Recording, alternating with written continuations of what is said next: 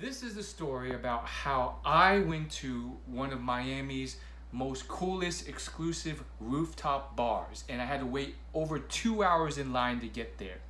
So I heard about this from someone who had lived in Miami for a while, and supposedly, according to him, this was a great place to hang out. It was fun, and you could meet people there. So it was like a Friday night or something, and I get there and I wait in line. I'm nervous already because it's nighttime, and at the time I don't like to go out at night. It just felt unsafe. But this is Miami, city of the nightlife, right? So I'm there, and it seems kind of safe. There's cars passing on either side, and the line just is wrapped around the street, off almost to a corner. But it was mostly just a straight line from the hotel lobby. And I waited and waited. People came, people went, people gave up. But I was just super persistent. I just wanted to see what it was. But it was so painful because people were waiting and then people were giving up after waiting 30 minutes. I was talking to people behind me. They were like law students or something. And they ended up giving up after like an hour or so. But I was super persistent. I was just super curious to see what it was. And I waited and waited, and I got to the front only to be checked for an ID and realize I had forgotten my wallet and ID in the car. Stupid move. Now, luckily, the young lady at the check-in place was very empathetic and kind, and she said, "You've been waiting how long?" I said, "I've been waiting almost 2 hours, please." And she was like, "Yeah, I'll let you go to your car and get it and come back and cut the line." She was super cool about it. Just goes to show you there are nice people in this world, even in a superficial cutthroat place like Miami. So I walk all the way back to the car, get it, and then I go back to the line. I don't see her for a bit, but then I see her, I wave to her, and then she's like, "Yep, let him through." And it was super nice of her.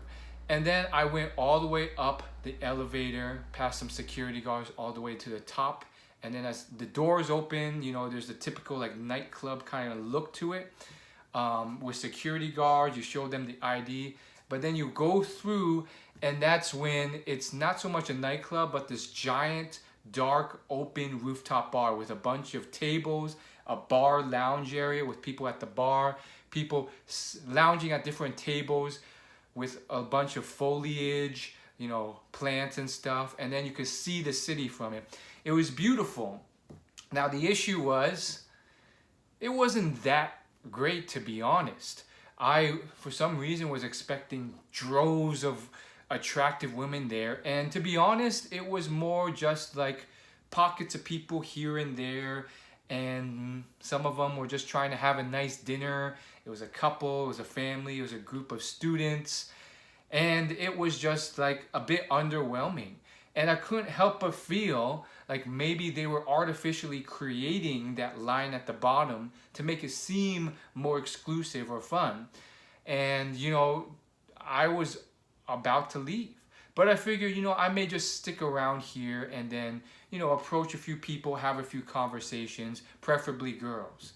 And I did so, but really it was slim pickings, to be honest. While there were people flowing through, there weren't as many cute girls as you would expect at a rooftop bar on a Friday night in Miami. This wasn't it. I mean, it was okay, but it wasn't like, something like Omnia nightclub in Las Vegas. So, I did what I could, and unfortunately, I got a few reactions that were kind of negative from the girls, just, in the sense that they weren't really interested in talking to me for long or at all. And I was feeling really discouraged and really was thinking about leaving. And then I approached this one group.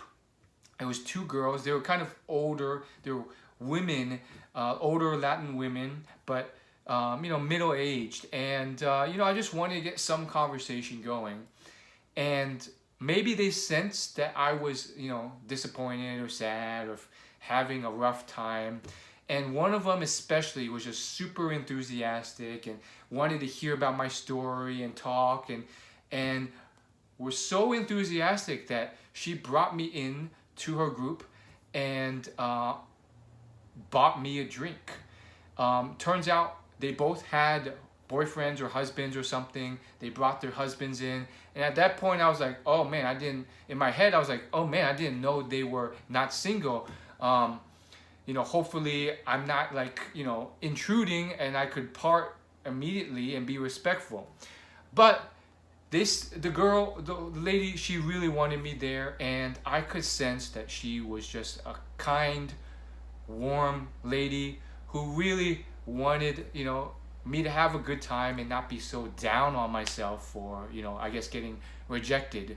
I don't even like to use the term rejected anymore. I had some lack of connections, brief connections with people. So we were talking, and then, for the next 30 plus minutes, we were there. They bought me a drink. I said, please, you don't have to. They bought me a drink there. And they're celebrating, have a good time, just in that rooftop bar. And eventually those two ladies, they went off to the bar to, I guess, order some more drinks or something, or have a good time. And they would come back later. And I was chatting with the guys there, and one of the guys was really warm and friendly, and he told me about where he lived in the neighborhood and how on Halloween they would have the best, most banging Halloween lights and decorations. And I was just like so thrilled, because at the time I was basically traveling around the USA, testing out different cities, and Miami was one where, at times I was like, wow, this place is awesome, I could see myself living here. And other times I was like, man, I don't know, like, should I live here? And I wavered a lot between those two, because sometimes I'm like, are there even nice people in this type of like superficial city? But there are. And when you get to the real Latin people there, and there's a lot of them, there are warm, friendly people. If you go to like a superficial place like a nightclub or something, maybe not as much. But he was super warm and friendly, and he told me about his life. And then it got kind of sad, really sad actually. And this is really what made the story super memorable. He started to reveal that that lady that was super enthusiastic to me, she had terminal cancer, and yeah, she may have only had a few months left. And it just kind of shifted the whole mood. I just felt so bad for her, and I was starting to understand why, she was, maybe being so nice to me. Life is short. And I just felt so bad about it, and just shifted my perspective on everything. And, I told him about that. Maybe in my head I was like, maybe he's pulling my leg. Maybe he's lying about it. Maybe he's just trying to manipulate me. Part of me is always still on guard a bit, because, you never know with strangers. But also part of me was like, maybe he is telling the truth. And I just was like, I'm so sorry. Like, that really sucks. That just sucks a lot. And, he was super chill about it. He was like, that's life. Hey, don't worry about it. That's life. It happens. So he was there with, his buddy and his partner. And they were just, seemed like they were there to have a great night and just, celebrate and enjoy with her and her life. And so, I was super grateful for them. And looking back, I wish I could have done something. I wish I could have, brought the fun back up and just had a blast to just give her the time of her life. But, I was kind of introverted and shy at the time, and I didn't know what to do. So the ladies came back, and we had a good conversation for another 5-10 minutes. And then I said, goodbye to them and thank you so much. And they were completely fine with it. They didn't need me to stay for another hour or anything. The ladies were awesome. They're like, yeah, have a great time. It was great meeting you, Will. And I even got a photo with one of the guys there. I still have that photo saved. And it was quite the story. We just randomly, I had the idea of, hey, let's get a photo, just you and me at this rooftop bar in Miami of all places. And I think it was just something to kind of put things in perspective. After that, I kind of explored the rooftop bar some more, and then went back down the elevator and went home. It was kind of underwhelming, and I felt like it really wasn't that great a place to meet women. It wasn't terrible, but it just wasn't the right vibe, in my opinion. There wasn't as many women flowing through there as maybe families or young couples and law students, I guess. But the point being, I tried it out. It was quite the story to tell, and it put things back into perspective for me. I mean, it did and it didn't. Part of me was still, that had that young mind and was struggling and, you know, worried, wondering if I would ever figure out dating because I was getting up there in age, and part of me was also like, dude, like, you don't have cancer. You're so lucky. Life is so short. I mean, imagine having terminal cancer and only having a few months to live. It put everything into perspective, and I just felt so bad for her, and so grateful for the life I had. And then I drove home, and then just went to sleep basically, and yeah, it was a time of confusion, excitement, wonder, and a flurry of unique emotions that night because it was me trying to figure out dating and just still struggling about it and confused where to go to meet people and also tired from waiting that long and also gratitude and shock and surprise. It was a mixture of things. And actually I didn't actually go home after that because now that I think about it, I probably spent another hour, maybe hour and a half, perusing around the area. I think it was roughly the Brickell area, maybe somewhere around there. But I was perusing that area for another hour and a half because I remember going to a local bar and then walking past that bar into another kind of local nightclub. Now the nightclubs in this area are not going to be and the bars as well, they're not going to be as amazing or exclusive as what might you see probably at South Beach or what might you see in Las Vegas. So there were the bar I went to basically, that's where I bumped into, believe it or not, two people I met at a running club in Miami. And that was crazy too because that running club in Miami in Brickell has 100 attendees sometimes. I'm not kidding you, I'm not exaggerating. I have footage of it that I've posted before on my YouTube, and it's a crazy running club. But I met these two girls briefly at the running club a few weeks before, and it's funny because they were just trying it out, and I think I followed up with them later on, and they had quit running. But I met them there at the bar. It was kind of like a bar turned into a nightclub, but a bit kind of, I guess, lower budget for Miami. You would expect some lavish, fancy nightclub, but it was kind of just a bit ratchet. Anyhow, I danced with them in there awkwardly for like 20-30 minutes, and until like one of the bold Latin men pulled one of the girls away to dance. And yeah, that was just back in the day where I was just super awkward and didn't know how to talk to girls. So I basically just had a conversation, and then we just kind of like, danced in a circle for like 20 minutes. It was stupid. And then I left the bar eventually because, the girls were dancing with other men. And then I walked the streets until I passed another line up to a nightclub. And, the line wasn't that long. It was maybe 10-15 people, so I don't imagine it to be really a good nightclub because yeah, it just didn't have that vibe of one that was super in demand. You may be thinking 10-15, that's a lot. No, it was more like 5 to 10. That's probably a better number to give you an approximation. It didn't really look that popping, but the point is I didn't choose to go inside, but I saw the couple I was talking to earlier, the law students, the man and the woman who were standing behind me in the line for the rooftop bar.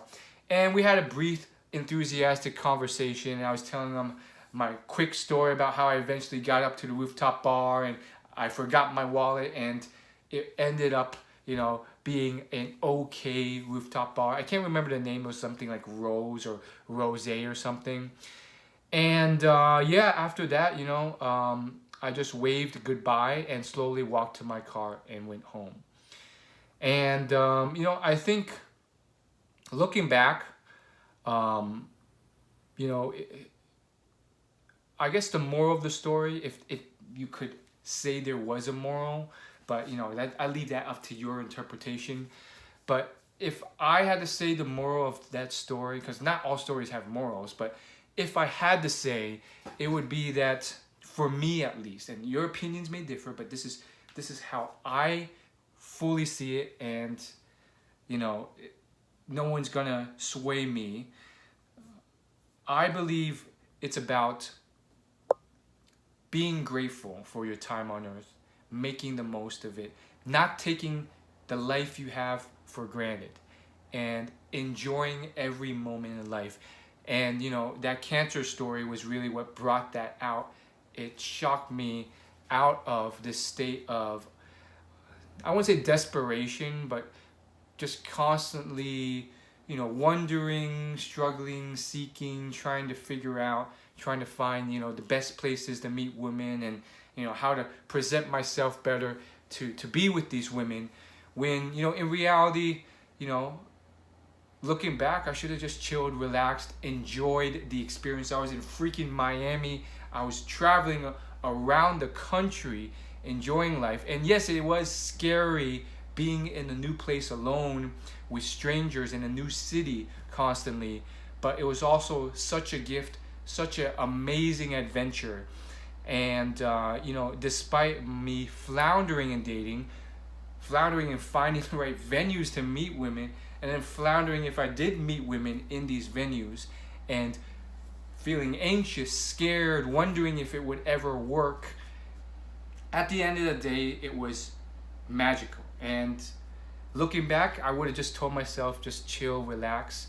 Some of these things take time, practice, to learn where to go, but also to learn how to behave with these women. And you got to work on that. And I know you feel like you're behind the curve because many of your friends are married or have girlfriends now, but take it at your own pace. Work on it. Don't let all that anxiety and sadness and frustration and anxiousness eat away at you from enjoying and appreciating the life you have. I wish the best to that couple. I never saw them again. I imagine that she's probably passed away now if he wasn't pulling my leg or just, you know, messing with me to try and get me away. Yeah, I think they were telling the truth. And, you know, I wish him the best of luck, because this stuff does happen. And then, you know, I wish him, you know, it's a sad story, but thank you for your generosity and kindness. You are one of many stories that showed to me in a dark time that there are kind people in this world.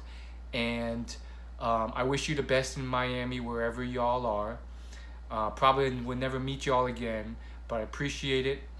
And yeah, it will help me just keep things in perspective and have a good time and enjoy life, you know, despite my struggles or problems or whatnot. Thank you for watching.